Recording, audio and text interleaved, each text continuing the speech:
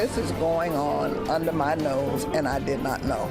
So I'm grateful to CBS News and you for bringing it forward. A CBS 4 investigation into worker conditions at Miami International Airport has members of Congress and many more calling for change tonight. Earlier today, Congresswoman Donna Shalala and Frederica Wilson met with Yulin workers at MIA. Meantime, not one, but two airlines are looking into worker complaints about harsh and sometimes unsafe working conditions, and the fallout doesn't end there. CBS 4's Jim Defede spent weeks working on this investigation. Jim, as you heard, she's very grateful for you to doing this investigation and bringing all of this forward. Well, we do what we can, and Miami-Dade Mayor Carlos Jimenez is also getting into the fray, and in the last 72 hours, I've been hearing from Yulin employees who feel emboldened now to speak out.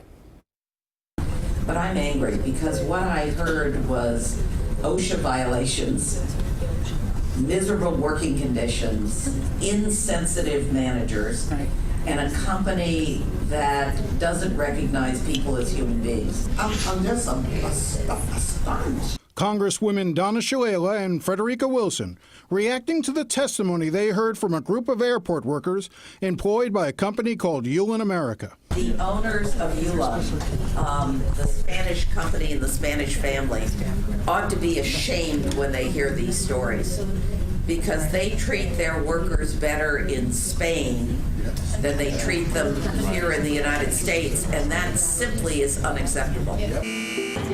Airlines contract with Yulin America to provide an array of services at airports up and down the East Coast. At MIA, American Airlines hires Yulin to clean the cabins between flights. Delta uses Yulin employees for loading and unloading baggage. Yulin also provides various airline wheelchair and customer service representatives. Yulin was the focus of a CBS Miami investigation on Sunday that revealed how Yulin workers say they are forced to work long hours without a break, do not have easy access or reliable access to drinking water, and are at risk from faulty equipment and unsafe vehicles. I am stunned, that's number one, and I'm distraught, and I'm angry.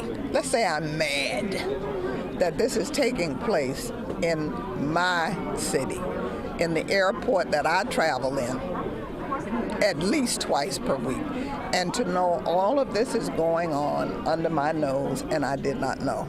So I'm grateful to CBS News and you for bringing it forward. On Wednesday, spurred by the CBS Miami report, additional workers came forward to speak. It was amazing. Your story really helped make more people brave.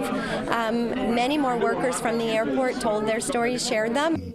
County Commissioner Eileen Higgins, who described how she felt intimidated and threatened by Yulin officials when she toured the airport back in December, said the county needs to continue to pressure both the airlines who hire Yulin as well as Yulin itself to change. Stories I heard today were even stronger than the ones that workers had felt comfortable telling me in the past, so I was tearing up a couple of times. And American Airlines, which last week declined to comment on the complaints by Yulin workers, today issued a more forceful statement. We take the allegations against Yulin seriously, and American does not condone the behavior that Yulin employees are claiming. We strive to work with business partners whose practices are aligned with our fundamental principles of human respect and care. If these accusations are proven to be factual, we will need to reevaluate the work Yulin does for us. Now, I should tell you that in the past, Yulin has denied many of these allegations. We've reached out to the company over the last 10 days, and they've really declined all of our requests for an interview. And there is power in numbers when these workers saw the story airing and saw some people coming out, now more are coming out, but they're not scared of retaliation? Well, some of them are. I mean, it was one of the things that really stunned me was that a number of these workers asked to have their identities hidden when we first aired their story, because there is a history with this company. There have been allegations that they've retaliated against workers. The National Labor Relations Board has filed complaints against the company on numerous occasions, on several occasions, that really point out some of the problems that this company has faced in terms of retaliating against workers. And you had mentioned a lot of them are recent immigrants, so I'm sure not knowing some of the laws, how they work, adds to that fear. That's exactly it. You have a number of people, many of them recent arrivals over the last few years from Cuba and from Latin America. They come here, they're trying to work this system. They're trying to do as best as they can,